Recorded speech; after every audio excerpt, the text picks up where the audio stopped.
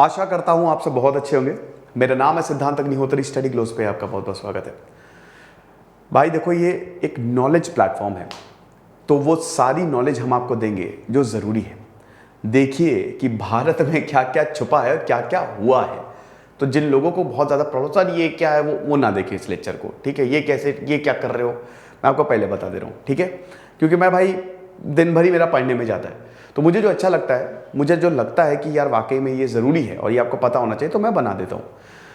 और वही चीज़ है। और वैसे भी आपको पता है कि दिन में 10-12 टॉपिक्स में से 10 टॉपिक जो है वो यूपीएससी वाले होते हैं और 2 टॉपिक कुछ मैं इस तरीके के बना देता हूँ, थोड़ा सा आउट, थोड़ा सा नहीं, पूरा नहीं, थोड़ा सा out of the box. Anyway, हम बात करेंगे आज उस स्कैंडल की जिसने पूरे भारत को हिला के रख दिया। हम आज बात करेंगे, बिहार सरकार लगभग खत्म ही हो गई थी, लोकतंत्र खतरे में आ जाता, ऐसी बातें हो गई थी दोस्तों। ये एक ऐसा केस है जहां पे आपको सीबीआई से लेकर सरकार से लेकर सब जगह तक आपको गड़बड़ झाला देखने को मिलेगा, सबकी मिली भगत देखने को मिलेगी। आप देखिए कि अगर आपके पास पावर हो और अगर किसी भी मामले को आपको रफा दफा करना हो तो कैसे किया जाता है। ऐसा बोला गया है कि ऑफिसर्स को यह आदेश दिए गए थे कि आपको कुछ करना नहीं है, आप बस बैठे रहो। सीबीआई कभी बिहार गई ही नहीं, जांच ही नहीं की, और ऐसी रिपोर्ट उन्होंने निकाली कि किसी ने विश्वास नहीं किया कि ऐसा हो भी सकता है। हम बात करेंगे आज बिहार के, या इनफैक्ट देश के, एक बहुत बड़े मर्डर मिस्ट्री केस और sex scandal, Bobby murder mystery case की। ये है बॉबी, श्वेत त्रिवेदी, और ये हैं जगन्नाथ मिश्रा। इनके बारे में आप सब जानते ही होंगे। चीफ मिनिस्टर रहे थे, 1983 की बात है, 1983, कांग्रेस के बहुत ही बड़े नेता। 1983 में he was the chief minister. अब इनका जो कार्यकाल है वो बहुत ही विवादित भी रहा है, बहुत ही अप्स एंड डाउन से भरा हुआ रहा है ना। तो चलिए हम बात करते हैं कि क्या हुआ। अच्छा, ये बॉबी मर्डर मिस्ट्री, इनका नाम तो श्वेत त्रिवेदी है, तो इनका बॉबी मर्डर मिस्ट्री कैसे नाम पड़ा? बॉबी क्या है? बॉबी इन्हीं को ही बोला जाता था। भाई देखो, राज कपूर की मूवी आई थी मेरा नाम जोकर 1970 में, वो चली नहीं, बाद में बहुत चली। जैसे कुछ मूवीज चली नहीं, बाद में बहुत बड़ी, जैसे नायक हो गया, अंदाज अपना अपना हो गया, वो उस समय बॉक्स ऑफिस पे नहीं चली थी। तो उन्होंने फिर 3 साल बाद एक मूवी बनाई ऋषि कपूर और डिंपल कपाड़िया के साथ, जिसका नाम उन्होंने बॉबी दिया, बोला कि ये कमर्शियल मूवी है। और उसने उस समय, समझो उस समय 30 करोड़ का बिजनेस किया था बॉक्स ऑफिस पे। अब इनकी शक्ल काफी डिंपल कपाड़िया से मिलती जुलती थी, हालांकि इनको बेबी बुलाते थे, लेकिन बाद में इनका नाम बॉबी कर दिया गया था। 10 साल बाद, ये 1983, 8 मई 1983 की घटना है, 10 साल बाद ये सब हुआ, ठीक है। अब कैसे हुआ चलिए हम बात करेंगे, लेकिन उससे पहले दोस्तों एनसीईआरटी, भाई देखो पॉलिटी जो है वो मैं लाइव लेके आ रहा हूं, पूरा लाइव कोर्स होगा पॉलिटी का। इनफैक्ट पूरी एनसीईआरटी हम लाइव पढ़ेंगे। 1 हफ्ते बाद दाम बढ़ने वाले हैं, अभी आप बहुत ही कम दामों में, ये तो कंबाइंड एनसीईआरटी है, आप सेपरेट एनसीईआरटी भी खरीद सकते हो, कोई दिक्कत नहीं है, ठीक है। तो एनसीईआरटी यूज करिए, कोड 25% आपको ऑफ मिलेगा फटाक से। और भाई मोटिवेशन कोर्स क्यों नहीं ले रहे हो?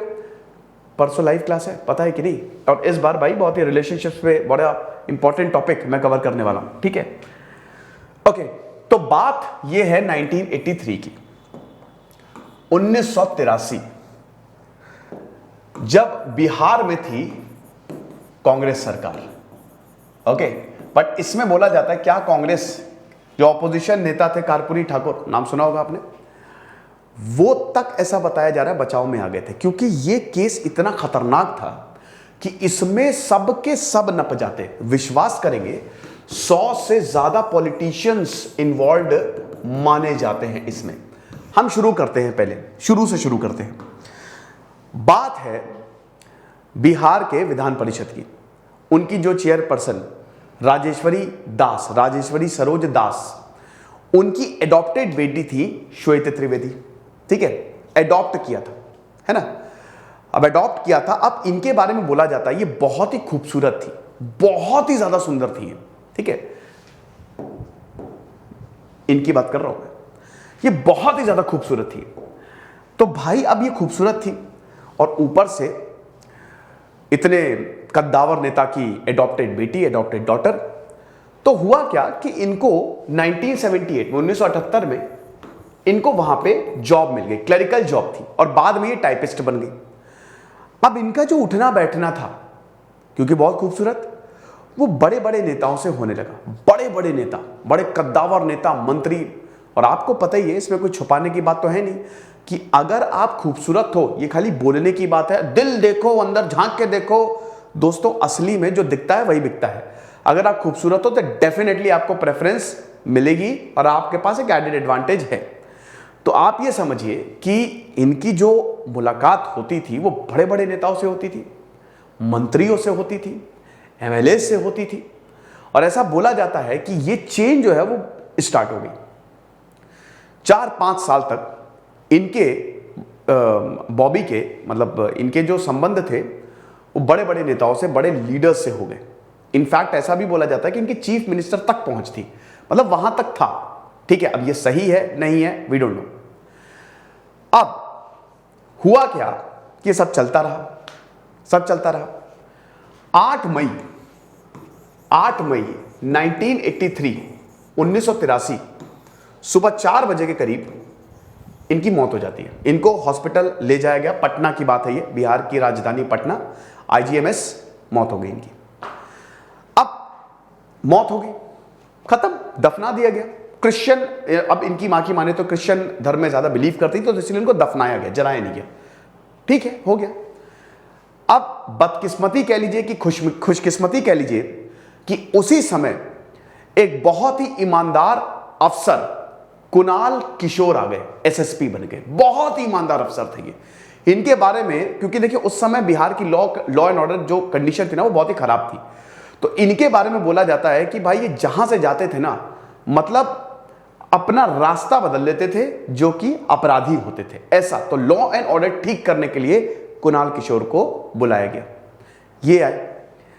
अब बिहार के लिए खुशकिस्मती, लेकिन नेताओं के लिए बदकिस्मती। अब उन्होंने जैसे ही देखा कि अच्छा ऐसा हुआ है, तो उन्होंने इस केस को अपने हाथों में लिया।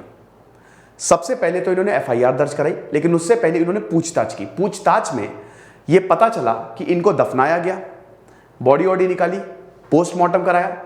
अब मौत की 2 रिपोर्ट थी। कमाल है, मौत एक तरीके से होगी ना, कोई इंसान मर जाता है, डॉक्टर्स अगर रिपोर्ट देंगे उसका एक ही कारण होगा, उसके इनके 2 कारण थे। सबसे पहले तो हेमोरेज बताया गया था, फर्स्ट रिपोर्ट में हेमोरेज बताया गया था, खून बहने से बहुत ज्यादा मौत हो गई, लेकिन उसके कोई सबूत नहीं मिले। ठीक है। दूसरा, हार्ट अटैक। एक मौत, या तो खून बहेगा या हार्ट अटैक होगा, 2 कैसे हो सकता? होता है लेकिन समझ नहीं आया। बाद में जब प्रॉपर रिपोर्ट आई ना पोस्टमार्टम, तो बोला गया इनको जहर दिया गया है, इनको जहर दिया गया। पुलिस ने और ज्यादा छानबीन की, तो ऐसा बोला जाता है कि रघुनंदन दास का उस समय जो बेटा था, रघुवर दास थे कि कौन थे, ठीक है, कांग्रेस नेता थे ये, तो 2 लोग आउट हाउस से इनके यहां पे आए थे, उसी रात को कुछ लेके आए थे, और जब लेके आए तो फिर वही 8 मई को हॉस्पिटल, खत्म, गेम ओवर। बाद में इन सबको पकड़ा, एफआईआर दर्ज की, इनके बयान दर्ज किए ताकि ये पलट ना जाए धारा 164 के तहत। और उसके बाद हमें देखते हैं कि मामला आगे बढ़ा, और बहुत तेज ही से आगे बढ़ा। इसमें ये देखिए, ये मामला दब जाता, लेकिन इसमें कहते हैं ना, जर्नलिज्म ऐसा होना चाहिए। उस समय समझिए बिहार की बात है ये, जहां पे लॉ एंड ऑर्डर बिल्कुल धज्जियां उड़ी पड़ी थी। 2 अखबारों ने 11 मई को ये रिपोर्ट छाप दी। 11 मई को 3 दिन बाद ये रिपोर्ट छप गई कि भाई फला फला ये काम करती थी, क्योंकि भाई ये बड़ी रसूख, मतलब आप समझ रहे हो ना कि कहां काम कर रही है। ठीक है, नेताओं का आना जाना है यार, पावर, तो वहां पे काम करती थी ये, और इनकी मौत हो गई। उसके बाद पुलिस ने संज्ञान लिया, एसएसपी कुणाल किशोर ने इस पे बहुत तेजी दिखाई, मुस्तैदी दिखाई, और फिर हम ये देखते हैं कि काम हुआ। और अब उसके बाद फिर ऐसा बोला जाता है कि कुणाल किशोर ने जगन्नाथ मिश्र को भी ये बोला था कि आप इससे दूर रहें, अगर आप, फिर प्रॉब्लम होगी, सबको प्रॉब्लम होगी, तो पुलिस को अपना काम करने दे। तो जगन्नाथ मिश्रा ने भी हरी झंडी दे दी। अब केस एकदम से आगे बढ़ रहा था, आता है 25 मई 1983, 17 दिन बाद जगन्नाथ मिश्र के पास 44 एमएलए और 2 राज्य मंत्री पहुंचते हैं, और ये बोलते हैं पुलिस से केस हटाइए। तुरंत हटाइए, वरना आपकी सरकार गिर जाएगी। हम इस्तीफा देंगे, सरकार गिरा देंगे, कुछ भी करके पुलिस ये केस वापस ले या आप सीबीआई को सौंप दो, वरना लेने के देने पड़ जाएंगे। कर्पूरी ठाकुर जो ऑपोजिशन लीडर थे, बहुत कम ऐसा होता है, लेकिन उस समय वो भी, जब मैं शो मतलब एक न्यूज़ रिपोर्टिंग देख रहा था, ठीक है, शम्स ताहिर खान एक बहुत बढ़िया क्राइम रिपोर्टर है, तो वो बता रहे थे कि उन्होंने भी यहां तक ये बोला था कि ये पुलिस कैसे जांच करे, पुलिस की जांच पे सवाल उठा दिए थे। तो एक तरीके से क्या विपक्ष क्या पक्ष सब एकजुट। जगन्नाथ मिश्र प्रेशर में आ गए, प्रेशर में आके उन्होंने क्या किया, उन्होंने ये केस पुलिस से हटा के सीबीआई को सौंप दिया।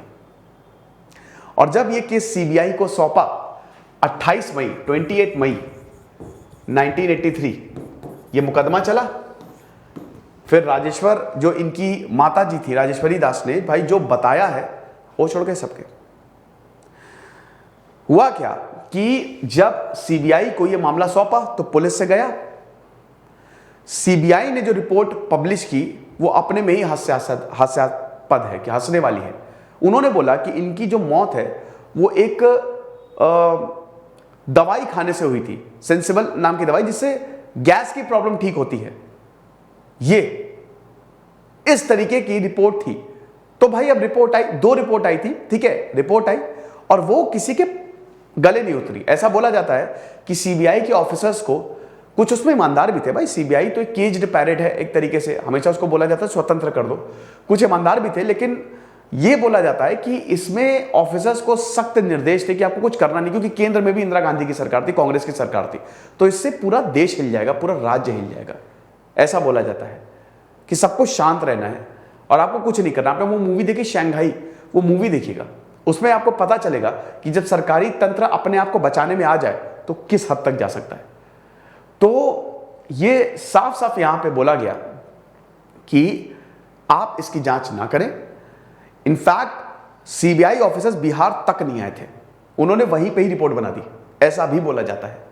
लेकिन जब दोस्तों, जब इसकी तहकीकात हुई तो आपको पता है क्या सामने आया। ऐसा बोला, ऐसा है, देखिए ये तो वैसे तो मिस्ट्री है, ऑफिशियल तो इट इज मिस्ट्री, अभी तक नहीं पता, लेकिन अनऑफिशियल सब कुछ क्लियर है। इनके 40 से ज्यादा नेताओं से संबंध थे, ये एक सेक्स स्कैंडल था, ऐसा बोला जाता है।